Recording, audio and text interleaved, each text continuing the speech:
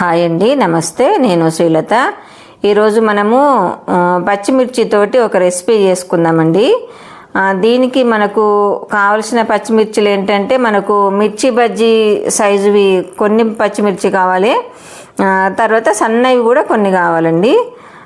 తర్వాత ఈ రెసిపీకి కావలసిన పదార్థాలు ఏంటంటే ఆవాలు, జీలకర్ర, తర్వాత సన్న పచ్చిమిర్చి, మెంతులు, నువ్వులు, అల్లం వెల్లిపాయ కూడా అప్పటిదప్పుడే తీసేసి వేసుకుంటే రుచి బాగుంటుందండి.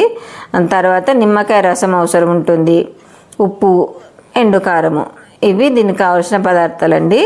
వాటిని చక్కగా మనం ఎండుమిర్చి రెండు రకాల పచ్చిమిర్చిని మనము ముందుగా మంచిగా కడిగేసి పక్కన పెట్టుకొని, మనము మిర్చి బజ్జీ లాంటి లావు మిర్చీలు తీసుకున్నాం కదా, ఈ లావు మిర్చితోటి మనం ఇప్పుడు రెసిపీ చేసేది. దాన్ని నేను చూపించే విధంగా అలా కట్ చేసేసి లోపల విత్తనాలన్నీ తీసేయాలండి.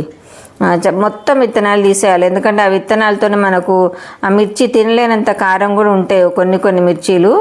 ఒకవేళ మిర్చి పెద్దగా కారం లేదు అంటే అంతగా తీయనవసరం లేదు. ఇప్పుడు నేను కట్ చేసే మిర్చి మాత్రం చాలా కారం ఉండేయండి, అందుకే నేను విత్తనాలు మొత్తం అన్నీ తీసేసి అలా శుభ్రం చేసుకొని పక్కన పెట్టుకున్నాను. తర్వాత ఒక స్టవ్ మీద ఒక గిన్నెలో వేడి నీళ్ళు కొరకు ఒక నీళ్ళు పోసి పెట్టుకున్నాను. ఆ నీళ్ళు కొంచెము ఇట్లా తెరలాలండి, బాగా ఉడకకుండా తెరలే టైంలో మనము ఈ ముందు కట్ చేసుకున్న బజ్జి మిర్చి ఉన్నాయి కదా, అవి దీంట్లో వేసేసుకుందాము. దీనికి 2 రకాల మిర్చీలు మాత్రం అవసరం అండి, మంచిగా గుర్తుపెట్టుకోండి. బజ్జి మిర్చి, సన్న మిర్చి 2 కూడా. చూసారా, నీళ్ళు అలా తెల్లుతున్నాక నేను దాంట్లో కొంచెము ఉప్పు కూడా వేయాలి.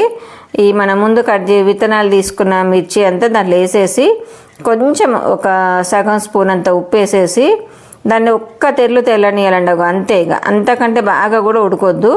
ఒక్కసారి ఇట్లా తెరలు వచ్చేసిందంటే తీసేసి మనం పక్కన పెట్టుకోవాలి.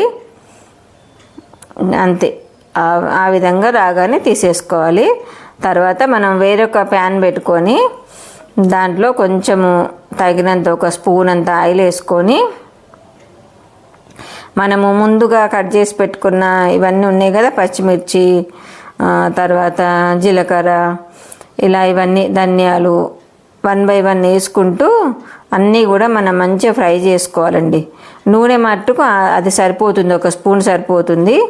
నువ్వులు కొంచెం ఎక్కువ వేసుకోవాలి. నువ్వుల్లో సగభాగము ధనియాలు వేసుకోవాలి, ధనియాల్లో సగభాగం జీలకర్రలో సగభాగం మెంతులండి. ఇది కొలత. మీరు ఏ కొలతతో వేసినా కూడా ఈ విధంగా వేసుకోండి. నువ్వులు ఇంకొంచెం ఎక్కువ పడ్డా మంచిదే, కానీ ఇవన్నీ మిగతా అన్నీ మాత్రం అదే పాలలో వేసుకోండి. ధనియాలలో సగం పాలు జీలకర్రలో సగం పాలు, మెంతులు వేసుకోవాలండి. మెంతులు మాత్రం మర్చిపోకండి, మస్ట్ అండ్ షుడ్, ఎందుకంటే దాంతోటే రుచి వచ్చేది. అదొకటిను. అల్లం వెల్లిపాయ కూడా అప్పటిదప్పుడే వేసేసుకోండి కట్ చేసి. తర్వాత మనకు నిమ్మరసం కూడా అవసరం ఉంటుంది, నేను నిమ్మరసం కూడా చేసి పక్కన పెట్టుకున్నాను. ఇవన్నీ చల్లారేలోపు టైం ఎందుకు వేస్ట్ అనేసి నిమ్మరసం తీసుకున్నాను. తర్వాత మనం ఇవన్నీ చల్లారిన తర్వాత అల్లం వెల్లిపాయ ముక్కలు కూడా దాంట్లో వేసేసి నేను కొంచెం వాటర్ వేసి మంచిగా మెత్తగా ప్యూరీలాగా మెత్తగా పట్టి పెట్టుకోవాలండి. అట్లా గ్రేవీ టైప్లో మనకు పట్టి పెట్టుకోవాలి.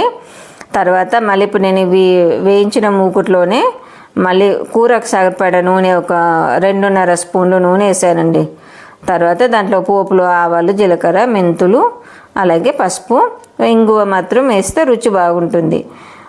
తినలేని వాళ్ళు మానేసేయండి. తర్వాత కరివేపాకు. తర్వాత మనము ఆ పోపు అంతా కాగానే మనం పట్టు పెట్టుకున్నాం కదా, ఈ ప్యూరీ లాంటిదంతా, ఈ మసాలా అంతా దాంట్లో వేసేసుకొని ఒక్కసారి కలిపేసి ఒక 2 నిమిషాలు కాగానే మనం ముందు ఉడకబెట్టి వార్చి పక్కన పెట్టుకున్న బజ్జి మిర్చి ఉన్నాయి కదా, అవన్నీ దాంట్లో వేసేసుకోవాలండి. వేసేసి ఇప్పుడు కూరకు సరిపడా, మనం ఇంతవరకు ఉప్పు అయితే వేయలేదండి. ఆ మిరపకాయలకి వేసిన ఉప్పు వాటర్కే ఉంటుంది, మిరపకాయలకి ఏం పట్టదు. కొంచెం ఏమైనా కారం ఉంటే పోతుందని వేసాను. ఇప్పుడు కూరకు అంతటికి సరిపడా ఉప్పు. కొంచెం కారం ఎందుకు వేయాలంటే మనం ఆల్రెడీ పచ్చిమిర్చి వేసాము, అదే కారం సరిపోతుంది. కాకపోతే కొంచెం కలర్ కొరకు ఒక సగం స్పూన్ పొడి కారపొడి వేసుకోండి, బాగుంటుంది. చూసారా, ఇది కొంచెం ఆ గ్రేవీ అంతా పచ్చిదనం పోయి ఒక 4 నిమిషాలు 4:30 నిమిషాల వరకు మనం ఈ గ్రేవీని అంతా ఉడికియాల్సి ఉంటుందండి. ఒక 2-3 సార్లు మధ్య మధ్యలో మూత తీసి కలుపుతూ మనం దాన్ని మంచిగా ఉడకనియాలి. అలాగో ఆయిల్ పైకి వచ్చింది చూడండి, అంతవరకు మనం దాన్ని ఉడకనియాలి. ఉడికి మొత్తం చల్లారే వరకు మనం పక్కన పెట్టేసుకొని, చూసారా ఎంత కలర్ఫుల్గా బాగుంది కదా. రుచి కూడా చాలా బాగుందండి. ఇది ఇంతకు ఏంటంటే రెసిపీ మిరపకాయ సోగి అండి నేను చేసింది. చూడండి ఎంత బాగుందో. ఇప్పుడు మొత్తం చల్లారిన తర్వాత నిమ్మరసం కలుపుతున్నాను. అలాగే నా కంటెంట్ నచ్చితే షేర్ చేయండి, లైక్ చేయండి, సబ్స్క్రైబ్ కూడా చేసుకోండి. చూసారా నిమ్మరసం కలుపుకొని, ఇది రైస్లోకి చాలా స్పెషల్ కర్రీ. చపాతీలో కూడా అంతే బాగుందండి. నేనైతే దాన్ని చపాతీలో ఫస్ట్ ట్రై చేసింది మాత్రం చపాతీలోకి చేశాను. చూడండి చపాతీలో పెట్టుకొని తింటే చాలా అంటే చాలా పుల్ల పుల్లగా, కొంచెం కారంగా. నిమ్మరసం మాత్రం ఒక 2 నిమ్మకాయలంతా వేయాలండి. ఓకే ఫ్రెండ్స్, మరొక మంచి కంటెంట్తో మళ్ళీ మీ ముందుకు వస్తాను. ట్రై చేయండి, కామెంట్ కూడా పెట్టండి.